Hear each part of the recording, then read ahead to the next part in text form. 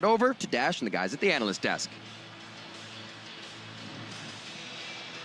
Thank you very much, Riv. Second win in 2.5 games against SuperMassive. But Deficio, I'm coming to you first because Trick, 6-1-8 in this game. Yeah. After a little bit of criticism, I was going to say, after a little bit of criticism, he steps up to the plate. Deficio thinks G2's back. Some voodoo magic happening here, you know. I'm flaming Trick, saying he's been the biggest disappointment for me in this tournament before the game, and then he shows up. But again, this is why he's been such a big disappointment, because I know this player can play like this in more games. He's still very aggressive. This one, it worked. So we have to see, was it just a coin flip, you know, between him going over-aggressive sometimes, and then this one, it actually paid off. Right, yeah. Did he get the 50-50? Did he get better? Yeah, exactly. Or was it just like he picked up an early kill and therefore he was allowed more? Yeah, the very first game he played in the tournament, he had a fantastic start, and that was also on... That was on Kindred. He started here, and then he just... but then he went, now he's up a little bit. But this time he actually maintained it throughout most of the game. Yeah, and I think that, you know, you can look at it and you can highlight Trick as being the person that I guess was the biggest beneficiary, but I think that this is much closer to the League of Legends that we thought G2 would play throughout the tournament. I mean, they have a better lane swap, they team fight, they're decisive, they honestly just beat up on SuperMassive in what was a very convincing victory in the end. Yeah.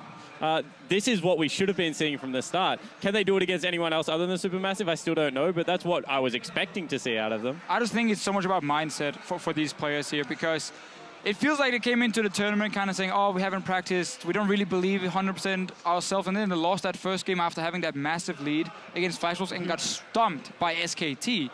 Everything went wrong kind of for the team there. Obviously, we know there have been some problems. The community is very harsh on them, and they deserve that criticism for sure. But if they can go into the games and kind of ignore all of that and just focus on the game and focus on playing as a team, I think they can be much better. Because ultimately, the level of practice that the other teams got coming in wasn't much greater. Right. Like, even RNG played against some like basically Chinese challenger teams coming in, and NA, same thing. So it's like these guys weren't getting scrims against premier teams, and everyone showed up to Shanghai on pretty much the same day. So it's all up here. G2's mindset that is probably holding them back. Or a lot of them are going to have to answer the questions about can they show up on an international stage ever? Yeah, that's a really good question. I also think that individually they played a lot better this game. I mean, the Poppy pick into the LeBlanc, you know, there was the first gank into that mid lane where Kikis was able to really ruin Naru's day after he'd gone super aggressive onto Perkz. Looked like they had each other's backs a little bit more, but they were also playing a little bit better individually, with the exception of Emperor down in the bottom lane, because that guy still looks a little bit lost on Summoner's Rift. Yeah, he's not having a great tournament for sure. Now, that being said, swap over to SuperMassive side. I mean, that's going to be a pretty difficult loss to stomach, you know, given the fact that you had a good start against them in the first game, the game that ended up getting remade, and then you follow through with this one. You start with that impressive first blood kill in this, you know, solo in the mid lane, but then things just kind of started to unravel for that team. Yeah, it really did. Like, they weren't able to snowball their bottom lane lead, and then maybe it had to do with the early game, LeBlanc wasn't able to snowball, and then he didn't have the same type of team fighting positioning that Xiaohu had in previous games to like make it work, because there's a lot of counters that he's been played into, especially Poppy and Ryze are both really hard to team fight against as a LeBlanc. The whole team comp, I mean, when you look at it, even Braum is hard as a LeBlanc to really go. Very good into LeBlanc. Yeah, to go toe-to-toe with. So I just think that they kind of baited out Naru. They were like, all right, cool, your Twist of Fate, that's kind of frustrating to deal with because of the global pressure, but the only thing you've shown otherwise is a LeBlanc, and it hasn't been fantastic at that. So, you know, let's get him back onto a champion that we think we can take advantage of. Well, G2 pick up a necessary win if they are going to contest for the bracket stages. We're only getting warmed up here, and there's a ton of action coming your way. Up next, Royal Never Give Up will square off against the Flash Wolves. Don't go anywhere. We'll be right back.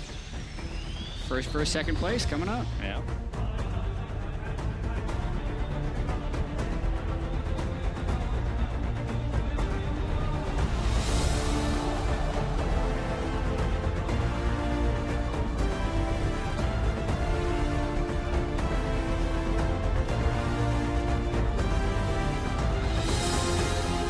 Esports owns the Rift. Will they be able to own the game, and will they be able to start the comeback?